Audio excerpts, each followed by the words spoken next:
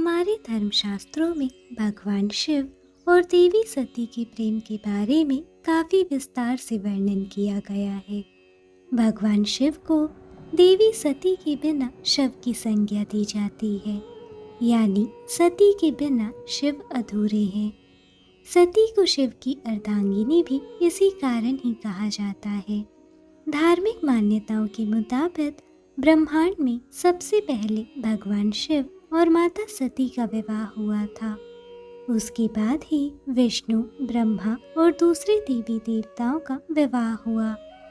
आइए विस्तार से जानते हैं भगवान शिव और माता सती के विवाह की कथा। कृपया वीडियो को अंत तक देखें और हमारे चैनल धर्म ग्रंथ को सब्सक्राइब जरूर करें। भगवान ब्रह्मा की मानस पुत्रों में से एक दक्ष प्रजापति की 2 पत्नियां थीं, प्रसूति और विरानी। प्रसूति से राजा दक्ष की 24 पुत्रियां थीं और विरानी से 60 पुत्रियां। सभी कन्याएं विशेष गुण और प्रतिभा से संपन्न थीं। फिर भी दक्ष के मन में संतोष नहीं था। वह एक ऐसी पुत्री चाहते थे जो शक्ति का रूप हो और तीनों लोकों पर जीत हासिल करने वाली हो। इसी पुत्री की कामना से दक्ष प्रजापति ने दिन रात भगवती को प्रसन्न करने के लिए तपस्या करना शुरू कर दिया। दक्ष की तपस्या से प्रसन्न होकर माँ भगवती ने दक्ष के घर में सती के रूप में जन्म लिया, जो आघा शक्ति का ही एक रूप है। सती के रूप में जन्मी माँ भगवती दक्ष प्रजापति की सभी पुत्रियों में सबसे अनोखी थी। जैसे जैसे सती अपनी बाल अवस्था को पीछे छोड़कर अपनी युवा अवस्था में बढ़ रही थी, तो दक्ष को सती के विवाह की चिंता सताने लगी। जब सती विवाह योग्य हुई तो दक्ष ने अपने पिता ब्रह्मा जी से सती के विवाह के विषय में बात की और उनसे सलाह मांगी कि इस पूरे संसार में ऐसा कौन है जो सती के लिए उसके जैसा गुणवान, प्रतिभावान और योग्य हो। दक्ष की बात सुनने के बाद ब्रह्मा जी ने दक्ष को भगवान शिव के बारे में बताया। ब्रह्मा जी ने दक्ष से कहा कि इस पूरे संसार और ब्रह्मांड की रचयिता शिव है। शिव आदि पुरुष है और सती आदि शक्ति का रूप है। दोनों एक दूसरे के पूरक हैं और शिव से ज्यादा योग्य वर सती के लिए और कोई नहीं हो सकता। इसलिए बिना विलंब किए आपको सती का विवाह शिव से कर देना चाहिए। दक्ष के मन में सती के लिए योग्य वर के रूप में भगवान विष्णु का ही ख्याल आया था। वो सती का विवाह अपने आराध्य भगवान विष्णु से करना चाहते थे। दक्ष को लगा ब्रह्मा जी भी सती के लिए विष्णु जी के नाम का चयन करेंगे, लेकिन ब्रह्मा जी ने इसके विपरीत शिव जी को सती के लिए योग्य वर कहा और सती का विवाह शिव जी से कराने का सुझाव दिया। दक्ष ने ब्रह्मा जी की बात पर कोई प्रतिक्रिया नहीं दी, पर वो ब्रह्मा जी के सुझाव को भी नहीं मानना चाहते थे, क्योंकि दक्ष को शिव का रहन सहन, वेशभूषा पसंद नहीं था। दक्ष प्रजापति ने माता सती का स्वयंवर आयोजित किया और उसमें भगवान शिव को निमंत्रण नहीं दिया। हालांकि माता सती ने महादेव को अपना पति मान लिया था। उन्होंने शिव जी को पाने के लिए कठोर तप और पूजा की थी। माता सती ने भगवान शिव का नाम लेते हुए स्वयंवर में पृथ्वी पर वरमाला डाल दी। तब स्वयं शिव जी वहां प्रकट होकर माता सती के द्वारा डाली गई वरमाला को पहन लिया। इसके बाद शिव जी ने माता सती को अपनी पत्नी स्वीकार कर वहां से चले गए। यह बात राजा दक्ष को पसंद नहीं आई कि उनकी इच्छा के विपरीत माता सती का विवाह शिव जी के साथ हुआ था। भगवान शिव दक्ष प्रजापति के दामाद थे, लेकिन फिर भी दक्ष के हृदय में भगवान शिव के प्रति बैर और विरोध का भाव पैदा हो गया था। एक बार देवलोक में ब्रह्मा ने धर्म के निरूपण के लिए एक सभा का आयोजन किया। सभी बड़े बड़े देवता सभा में एकत्रित हुए। भगवान शिव भी इस सभा में बैठे थे। थोड़ी देर बाद वहां दक्ष प्रजापति पहुंचे और उन्हें देखकर समस्त देवतागण ने उठकर उन्हें प्रणाम किया, परंतु भगवान शिव खड़े नहीं हुए और ना ही उन्होंने दक्ष को प्रणाम किया, जिसके फलस्वरूप दक्ष ने इसे अपना अपमान माना और दक्ष के मन में भगवान शिव को लेकर बदले की भावना जल उठी। वे उनसे बदला लेने के लिए अवसर की प्रतीक्षा करने लगे। एक बार माता सती कैलाश में बैठी थी। तभी उन्होंने देखा कि उस दिन अनेक देवता अपनी पत्नियों के साथ किसी स्थान के लिए गमन कर रहे हैं।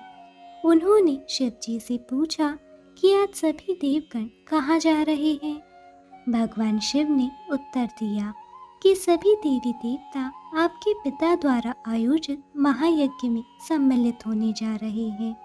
यह सुनकर माता सती सोच में पड़ गई कि उनके पिता ने उन्हें क्यों आमंत्रित नहीं किया।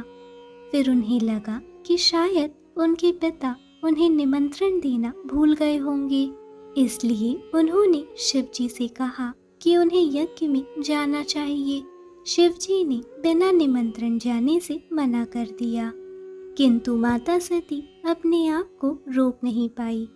अपनी बहनों और माता से भेंट करने की इच्छा से वह यज्ञ में जाने का हठ करने लगी। शिव जी उनके हठ के आगे हार गए और उन्हें जाने की अनुमति दे दी और साथ में अपने गणों को भी उनकी रक्षा हेतु भेज दिया। माता सती अपने पिता के घर पहुंची तो देखा वहां पर उनकी सभी बहनें उपस्थित हैं, पर किसी ने भी उनसे बात नहीं की। केवल उनकी माँ ने ही उनका स्वागत किया। दुखी मन से वह यज्ञ वेदी के पास गई और उन्होंने देखा कि वहां पर सभी देवों के भाग रखे हैं, किंतु भगवान शिव का भाग नहीं है। वह अपने पिता के पास गई और उनसे पूछा कि पिताश्री, यज्ञ में कैलाशपति का भाग नहीं दिख रहा है, जबकि बाकी सभी देवताओं के भाग उपस्थित हैं।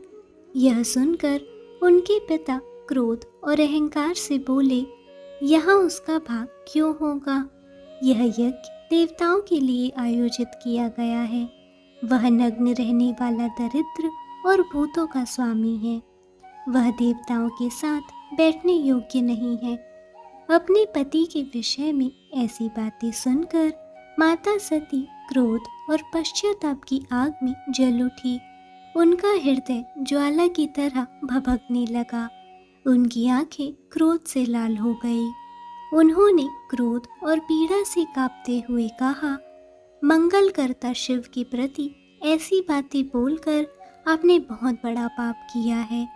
आपने उनका अपमान किया है जो संपूर्ण सृष्टि का विनाश करने की क्षमता रखते हैं। मैं अपने पति का अपमान सुनकर जीवित नहीं रह सकती। यह कहकर सती यज्ञ कुंड में कूद गई। जलते हुए अग्निकुंड में सती का शरीर जलने लगा। ऐसा भयानक दृश्य देखकर सभी देवता भयभीत हो गए। सती के साथ गए गण भी क्रोध से भर गए और यज्ञ का विनाश करने लगे। सभी देवता और ऋषि मुनि प्राण बचाकर भागने लगे। सभी शिवजी के क्रोध का विचार कर कांपने लगे। शिवजी ने अपनी अंतर्दृष्टि से सब कुछ देख लिया और वे क्रोध से तांडव करने लगे।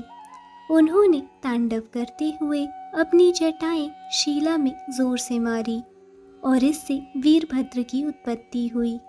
वीरभद्र ने यज्ञ मंडप पर जाकर दक्ष का गला काट दिया और संपूर्ण यज्ञ का विध्वंस कर दिया। इसके बाद शिवजी वहां पहुंचे और सती के जले हुए शरीर को देखकर वे सब कुछ भूल गए।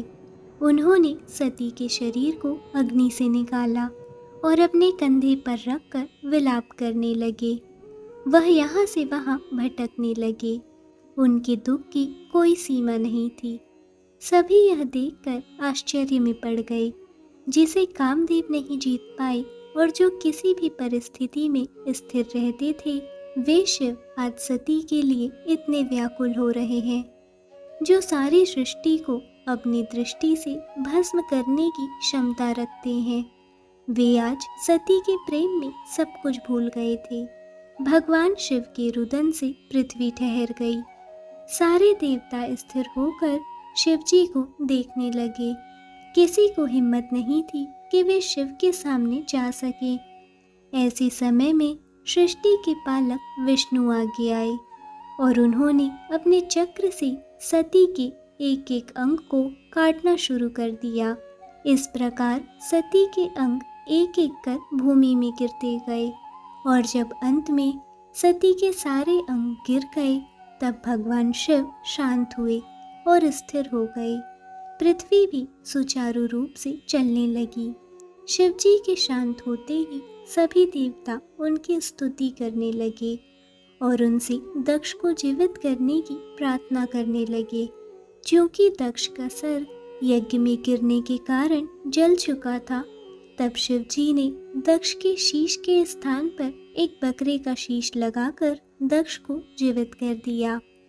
भूमि पर जहाँ जहाँ सती के शरीर का जो हिस्सा और धारण किए गए आभूषण गिरे, वहाँ वहाँ शक्तिपीठ का निर्माण हो गया।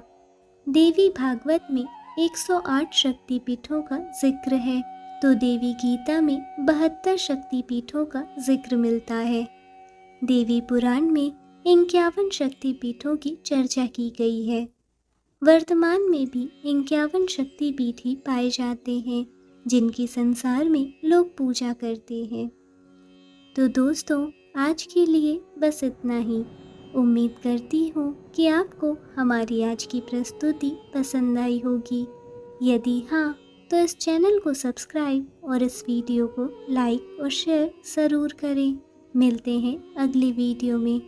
तब तक के लिए हर हर महादेव।